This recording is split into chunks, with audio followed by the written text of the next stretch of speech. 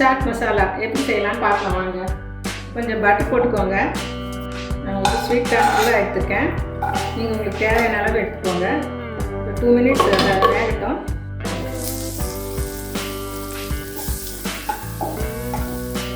கேரட்டை பொடியாக நறுக்கி வச்சுருக்கேன், அதை போட்டுக்கலாம். குடமிளகாய் ஒரு துண்டு கட் பண்ணி வச்சுருக்கோம், அதை போட்டுருக்கோம். பெரிய வெங்காயம் ஒன்று, கூட சாட் மசாலா 1 ஸ்பூன், மிளகாய் தூள் ஒரு 2 நிமிஷம் மூடி போடுவோம். 2 நிமிஷம் ஆயிடுச்சு.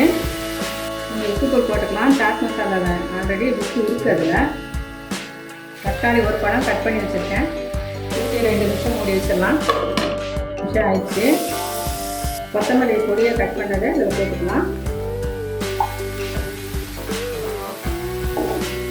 நம்ம நரப்பழம் புழிஞ்சு வச்சுருக்கேன், பாதி தான்.